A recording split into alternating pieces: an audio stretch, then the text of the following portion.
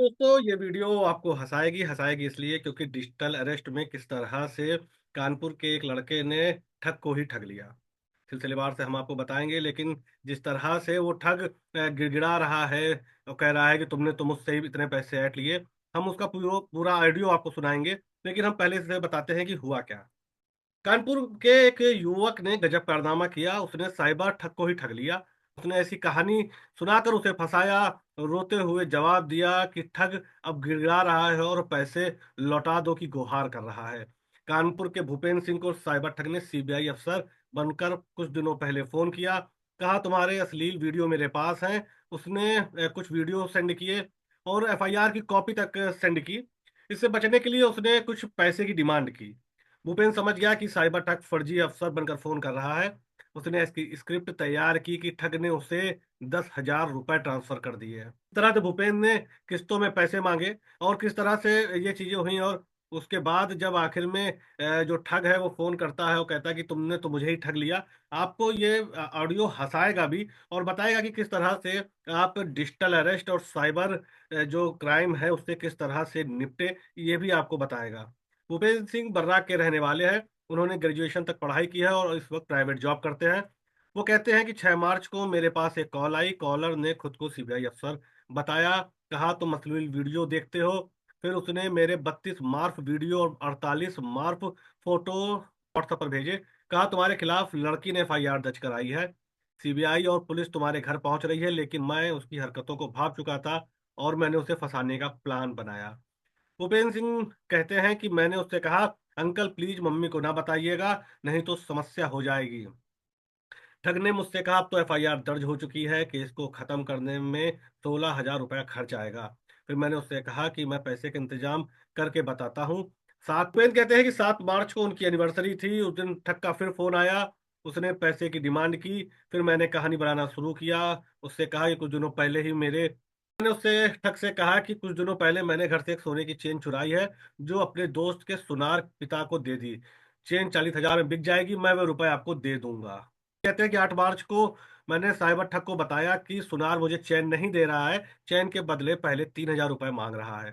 मैं एक छात्र हूँ, मेरे पास इतने पैसे नहीं है, मेरी मदद कीजिए, मुझे 3,000 रुपए दे दीजिए। चेन बेचने के बाद जो पैसा मिलेगा वो मैं आपको दे दूंगा। इस पर ठग ने उसको ही भूपेंद्र को ही 3,000 रुपए ट्रांसफर कर दिए। फिर 500 रुपए की डिमांड भूपेंद्र ने की और इस दौरान मैंने उसे चेन की एक फोटो भी भेजी। भूपेंद्र बताते हैं 9 मार्च को साइबर ठग का फिर फोन आया और तो भूपेंद्र कहते हैं कि मैंने उसे दूसरी कहानी बताई। कहा कि मैं जिस सुनार के यहाँ चेन बेचने गया था उसने चेन रख लिया, तुम नाबालिग हो, अपने मम्मी पापा को लेकर आओ, उसके बाद चेन के रुपए दे देगा। आप मेरे पिता बनकर सुनार से बात कर लीजिए। मैंने उससे अपने दोस्त से बात कराई। दोस्त के कहने पर ठग ने 4,500 रुपए से ज्यादा धन उसके अकाउंट में ट्रांसफर कर दिए। इस बार ठग को दूसरी बार ठगा गया। भूपेंद्र कहते हैं कि 10 मार्च को साइबर ठग का फोन आया तो मैंने चेन पर गोल्ड लोन की कहानी रची। मैं गोल्ड लोन वाले कंपनी में गया, वहां पर अपने दोस्त से ठग की बात कराई। इस पर दोस्त ने ठग को बताया कि वह चेन रखकर 1,10,000 रुपए का लोन दिलवा देगा। प्रोसेसिंग फीस 3,000 रुपए लगेगी। इस पर ठग ने फिर से 3,000 रुपए भूपेंद्र को ट्रांसफर कर दिए। इस तरह से भूपेंद्र ने ठग से ही 10,000 रुपए की ठगी कर ली। साइबर ठग ने बातचीत के दौरान बताया कि वह सचेंडी क्षेत्र का रहने वाला है। उसके बाद क्या हुआ, ये 7 मिनट का ऑडियो हम आपके सामने रखते हैं और देखिए किस तरह से ठग गिड़गिड़ा रहा है और भूपेंद्र से कह रहा है कि तुमने तो मुझे ही ठग लिया। जय। हेलो। हेलो। हाँ बेटा, क्या है टाइम बे टाइम कर रहे हो तुम? सर बेटाइम नहीं कर रहे हैं सर, सही बताएं, इसलिए फोन नहीं उठा रहे थे सर। आप डांटेंगे। पैसे की सर व्यवस्था 5:30 बजे बोली तो अभी कह रहा हो नहीं पा रहा, अभी कह रहा थोड़ी देर और रुको। मान लो बेटा, हम लोगों को भी कोई डांट मिल रही है, हम लोगों की नौकरी चली जाएगी। बेवकूफ समझ रहे हो आप लोग? नहीं सर, बेवकूफ नहीं समझ रहे हैं सर। मान लो हम आपको बेटा कह रहे हैं, तुम हमारे सर के ऊपर चले चले जा रहे हो। नहीं सर, हम जो है सर, हम आप ही की व्यवस्था में लगे तो सर व्यवस्था नहीं हो पाई थी सर।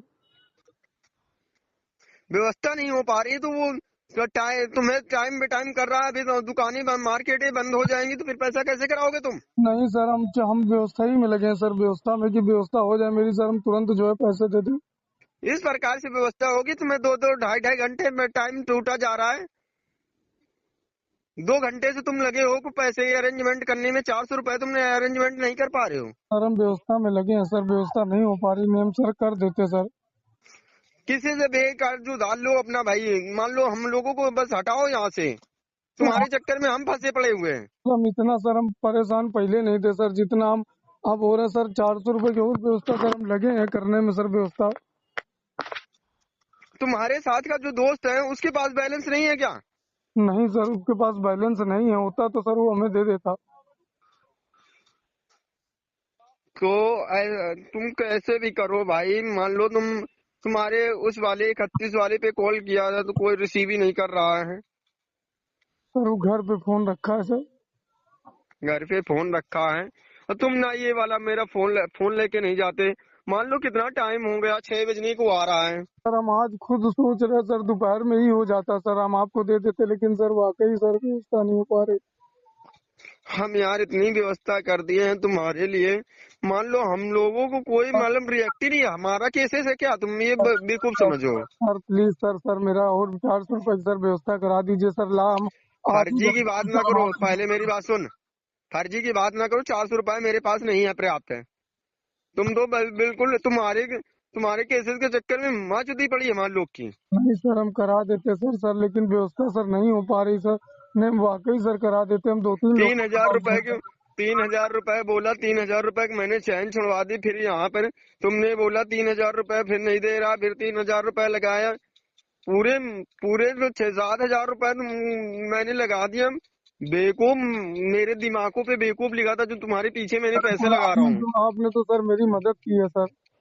मदद की है तो इस तरह करोगे मेरे साथ है? मदद नहीं करने के सर बाद बिल्कुल मेरा गला ही काट दो यार तुम लोग। सर सर हमें जैसे पैसे सर मिलते मिलते हैं हम आपको सर तुरंत लगा देते हैं सर, लेकिन सर व्यवस्था नहीं हो पा रही सर। हम कई लोगों से सर मांग चुके हैं। हाँ, वो तुम्हें कहीं नहीं मिलेगा, पैसा तुम्हें कहीं नहीं मिलेगा, सिर्फ हमारे पास मिलेगा। हमारे पास नोट की वो मशीन रखी हुई है, छप रहा है पैसा, ले जाओ आके यार। नहीं सर ऐसी बात नहीं है सर, आप तो सर मेरी इतनी हेल्प कर रहे हैं सर। तुम्हारे घर पे कोई इतनी हेल्प नहीं करेगा जितनी मैंने कर दी है। सर हम पहले से ही ले चुके हैं, घर से पैसा नहीं सर, घर से हम ले लेते। जाओ बोल दो 500 रुपए की मेरी जरूरत है, मुझे वहाँ देना है, मेरी बात कराओ। बोल देंगे मैं टीचर है। Hello hello, ji.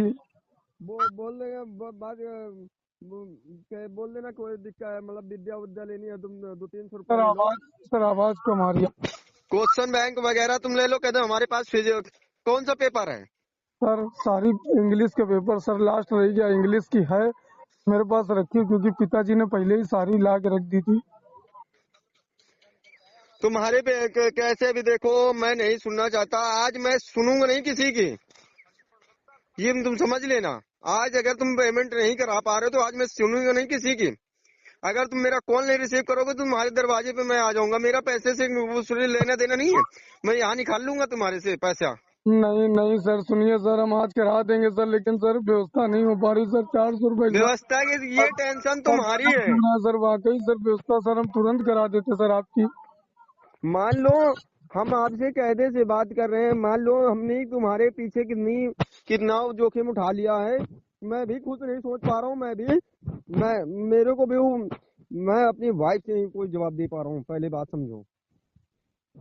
Sir please sir, sir एक बार व्यवस्था सर मेरी करा दीजिए, और सर हम आपको आधे घंटे में सर रिफंड तुरंत दे देंगे सर।